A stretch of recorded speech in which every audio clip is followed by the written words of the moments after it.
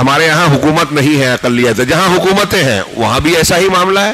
وہاں مسلمانوں کے دشمن اہل حکومت کو دوسرے معاملات میں الجھائے رکھتے ہیں. آج فلسطین کا معاملہ ہوا، اسرائیل کا حملہ ہوا، ہمارے یہاں لوگ کوستے ہیں عرب حکمرانوں کو. ٹھیک ہے، میں یہ نہیں کہتا کہ ان کے ہاں کوتاہیاں کمزوریاں نہیں ہیں.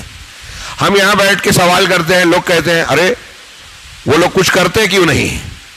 اب اسی کو اگر میں یوں کہوں کہ آپ اور ہم ہندوستان میں رہتے ہیں، ہندوستان کے باہر کے بہت سارے لوگوں نے یہ سوال کیا کہ ہندوستان میں مسلمانوں کی ایک مسجد کو توڑ دیا گیا، اس کے خلاف ثبوت و شواہد کے برخلاف فیصلہ کورٹ سے، سپریم کورٹ سے کروا لیا گیا، تو ہندوستانی مسلمانوں نے کچھ کیا کیوں نہیں؟ ہندوستانی لیڈروں نے کچھ کیا کہ نہیں؟ کیوں نہیں؟ کیا جواب ہے آپ کے اور ہمارے پاس؟ ایک جملے میں جواب دے سکتے ہیں؟ کیا کیا معاملات کیے گئے، کیا کیا الجھاؤ پیدا کیے گئے، پھر مسلمانوں میں کیسے کیسے آپس کے اختلافات ہیں، اور قائدین میں کس طریقے سے ایسے لوگ جو قوم اور ملت کے مفاد کو ترجیح دیتے ہیں، اور ایسے لوگ جو قوم اور ملت کو مفاد کو قربان کر کے اپنے ذاتی یا گروہی مفادات کو ترجیح دیتے ہیں. یہ سارے قصے دیکھ رہے ہیں نا. یہاں کے لوگوں کی ہم مذمت کرتے ہیں. چلیے فلسطین کا معاملہ، مسجد اقصی کا معاملہ مان لیا تھوڑی دیر کے لیے آپ کی تنقیدیں، اسی تنقید کو آپ ہندوستان میں فٹ کیجئے کہ یہاں کے مسلمان کچھ کرتے کیوں نہیں، یہاں کے قائدین کچھ کرتے کیوں نہیں، بکے ہوئے ہیں، شرمناک ہیں، یہ بولتے کیوں نہیں؟ آپ کے اپنے قائدین، ہر جماعت اپنے قائد کو بولے، دوسروں کو نہیں. کیا کیا آپ کے قائدین نے؟ یہ سوال ہے. آپ تو مختلف سیاسی پارٹیوں سے وابستہ ہے نا، کوئی کانگریس سے جڑا ہے، کوئی فلاں پارٹی سے، کوئی فلاں پارٹی سے، کوئی فلاں پارٹی سے جڑا ہوا ہے. اس کی پارٹی نے کیا کیا؟ پارٹی میں رہنے والے مسلمانوں نے اپنی پارٹی کے ذریعے سے کیا کیا حصول انصاف کے لیے؟ اور یہ صرف بابری مسجد کے قضیے ہی کا معاملہ نہیں ہے، ابھی کئی قضیے چل رہے ہیں. NRC جو لاک ڈاؤن کی وجہ سے تحریک ملتوی ہو گئی یا غائب ہو گئی، اس سے متعلق جو قوانین شہریت والا، جس کی تلوار سب کو سمجھتی ہے کہ پہلے نمبر پر مسلمانوں پر اور دوسرے نمبر پر نچلی ذات کے ہندوؤں پر ٹوٹنے والی ہے، زر پڑنے والی ہے، اس کے خلاف ملک گیر تحریک چلی، ٹس سے مس. ابھی کسان تحریک چل رہی ہے، حکومت ٹس سے مس نہیں ہو رہی ہے. ایسا ہی معاملہ اس وقت تھا، لیکن وہ معاملہ ابھی فی الحال ملتوی ہے کورونا کے قہر کے معاملے میں زیر سایہ. اب آپ سوچ لیجئے کہ یہاں جس طرح سے مسائل میں الجھاؤ ہے نا، تو عالمی سطح پر سیاسی حکومتی منظر نامے میں ایسے بہت ساری باتیں ہیں جو ہم تک پہنچتی ہی نہیں، اور وہاں بھی لوگوں نے ایک دوسرے کو لڑا رکھا ہے. میں نے اس سے پہلے کہا تھا کہ اگر عالم اسلام میں فرض کیجئے سعودی عرب کوئی کام کرنے جاتا ہے، کویت یا کوئی اور ملک کوئی کام کرنے جاتا ہے جو اچھا ہے، مسلمانوں کے لیے بہتر ہے، تو یورپ، امریکہ، رشیا، برطانیہ، یہودی یہ پیچھے سے بعد میں آئیں گے. وہ پہلے اپنے ان چمچوں کو، اعلی کار لوگوں کو، گروہوں کو بھلاتے ہیں، استعمال کرتے ہیں اس مقصد کے، ان منصوبوں کے خلاف جو ان کی چاکری کرتے ہیں. ابھی داعش کا ایک نام آیا تھا شروعات میں، کتنے نوجوان پگلائے جا رہے تھے، علماء کرام بول رہے ہیں تو ان کو بزدل اور نہ جانے کیا کیا کہہ رہے ہیں. آج سمجھ میں آ رہا ہے یہ داعش بنائی ہوئی تھی برطانیہ، امریکہ اور یہودیوں کی، اسرائیل کی. مسلمان نام کے مسلمان گروہ اور مجاہدین اور جہاد کے نام پر بنایا گروہ کس نے ہے؟ امریکہ، برطانیہ نے. CIA، یہ ہیلری کلنٹن کے بیانات انٹرنیٹ پر موجود تھے، اس کے ثبوت سامنے آئے، کتابیں آئی یہ سامنے. تو کیوں بھول جاتے ہیں لوگ؟ سوچتے نہیں ہیں کہ مسلمان کام کر رہا ہے، لڑائی کی بات کر رہا ہے، جنگ کی بات کر رہا ہے.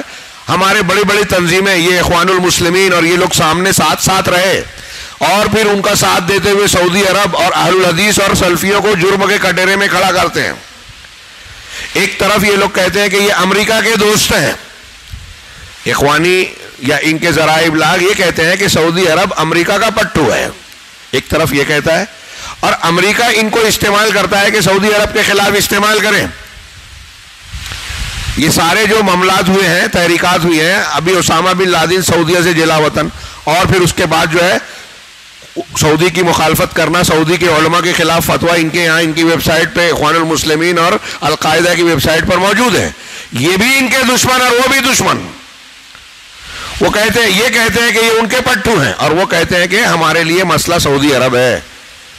وہاں سے جو دعوت کا کام ہو رہا ہے، تبلیغ کا کام ہو رہا ہے، قرآن کو تقسیم کیا جا رہا ہے، وہاں کے مبلغین یورپ اور امریکہ اور ساؤتھ افریقہ یا افریقہ کے علاقوں میں جا رہے ہیں، ان پر روک لگائی جائے۔ وہاں سے جو پیسہ مسجدوں کی تعمیر، مدارس کے مدد کے لیے جاتا ہے، اس پر روک لگائی جائے۔ ہمارے لیے مسئلہ اسرائیل کے ممبر پارلیمنٹ نے، امریکہ کے بہت سارے ذمہ داران سیاسی ذمہ داروں نے یہ بیان دیا کہ ہمارے لیے اصلی مرکز سردرد جو ہے وہ سعودی عرب ہے، مکہ اور مدینہ کو تباہ کرنا چاہیے، یہ ان کا کہنا ہے۔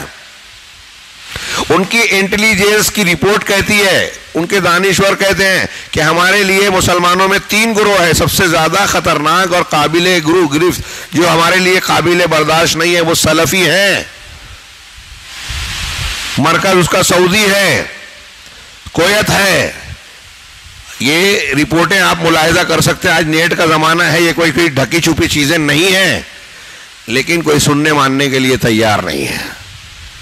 اب یہ جو گروہ بندی وہ لوگ استعمال جن کو کر رہے ہیں، آپ سوچئے، میں نے کئی مرتبہ تقریروں میں بہت کھل کے سوال کیا کہ اخوان المسلمین کے تعلق سے عالمی سطح پر وہ معاملہ کیوں نہیں ہوتا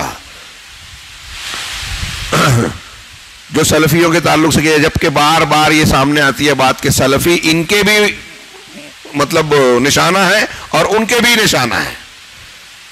یہ بیان بازی نورہ کشتی ابھی شیخ نے پیچھے بیان کیا تھا کہ ایران اور امریکہ یا یورپ کے ملکوں میں نورہ کشتی چلتی ہے، ایک دوسرے کے خلاف بیان بازی، لیکن اندر سے صاف معاملہ ایک ہے۔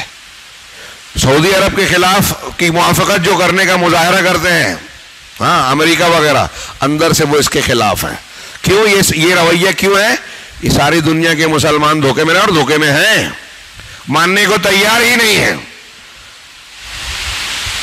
ابھی حوثی یمن کے، ہاں ایران کے پروردہ پٹھو، حرم پر انہوں نے میزائل پھینکا، وہ ہوا میں جو ہے تباہ کر دیا گیا، اس پر کوئی ہنگامہ شور نہیں ہوا۔ سعودی عرب کے تعلق سے کوئی ایک جھوٹی خبر آ جائے کہ اس نے فلاں جگہ حملہ کیا یا فلاں کو قتل کر دیا، سزا دے دی، تو دیکھیے کیسا ہنگامہ مچتا ہے۔ میڈیا اور سوشل میڈیا، اخبارات، رسائل، جرائد، انٹرنیشنل لیول کی۔ ایک بات تو سارے مسلمان جانتے ہیں نا کہ ذرائع ابلاغ جو ہے وہ یہودیوں کے اور نصارہ کے ہاتھ میں ہے، عالمی طاقتوں کے۔ جب یہ ذرائع ابلاغ ان کے ہاتھ میں ہے اور جو وہ چاہتے ہیں وہ چھپتا ہے، جو نہیں چاہتے نہیں چھپتا، تو آج ان کے چاہنے والے میڈیا میں سعودی عرب کی تصویر کیسی ہے؟ وہ اس کو بگاڑتے ہیں، اس کا مطلب سعودی عرب اچھا ہے، جس کو وہ بگاڑتے ہیں، اور جس کو اچھا بنا کر مسلمان دوست بنا کر پیش کرتے ہیں، سمجھ لیجئے کہ وہ مسلمانوں کا دشمن ہے۔ یہ منہج عقیدہ جس کا ہوتا ہے نا، اس کو یہ سوجھ بوجھ آتی ہے، گہرائیوں میں جاتا ہے، خبر کے پیچھے کے خبر کے اسباب کو جانتا ہے کہ یہ خبر اگر نشر کی جا رہی ہے تو کیوں نشر کی جا رہی ہے، یہ غور کیجئے۔ یہ مت دیکھیے خبر کیا کہہ رہی ہے، یہ دیکھیے خبر بیان کرنے والا کیوں بیان کر رہا ہے۔ تو آپ کے اندر حقائق کو سمجھنے اور صحیح تجزیہ اور نتائج تک پہنچنے کی کچھ حد تک صلاحیت آئے گی، اور یہ صلاحیت آتی ہے صحیح عقیدے سے۔ جن لوگوں کا منہج غلط ہے، عقیدہ غلط ہے، وہ غلط کو صحیح اور صحیح کو غلط افراد میں بھی، خبروں میں بھی سمجھتے ہیں، اور ان کے تجزیے میں آپ کو ضرور غلطیاں اور بہت بڑے بڑے کھوٹ نظر آئیں گے۔ یہ میں بہت بڑی اور اہم بات کہہ رہا ہوں۔ دنیا میں جرنلزم اور فلاں ازم جو آج پڑھایا جاتا ہے نا، یہ وہ لوگ نہیں پڑھ سکتے، نہیں سمجھ سکتے کہ آپ کا اگر عقیدہ صحیح ہے تو صحیح عقیدے کی نظر سے آپ دیکھیں گے کہ یہ آدمی جب صحیح عقیدے والا ہے تو یہ نہیں کر سکتا جو اس کے بارے میں بیان کیا جا رہا ہے۔ اور ایران، طیب اردوغان، صوفی اور فلاں یہ ان کا عقیدہ یہ ہے، تو یہ اہل حق کے تعلق سے مخلص نہیں ہو سکتے۔ جب یہ تاریخی بغض رکھتے ہیں، ان کا مسلک اور مذہب ہی یہی ہے کہ سنی کی مخالفت کرنا چاہیے ایرانیوں کا، تو یہ سنیوں کے خیرخواہ کیسے ہو سکتے ہیں؟ احواز میں ایران میں یہ سنیوں کو قتل کر رہے ہیں، تو دنیا کے دوسرے علاقے میں مسلمانوں کے خیرخواہ کیسے ہو سکتے ہیں؟ نہیں ہو سکتے، ناممکن بات ہے۔ ان کے دین اور مسلک کے خلاف ہے کہ وہ مسلمانوں کے کام آئیں۔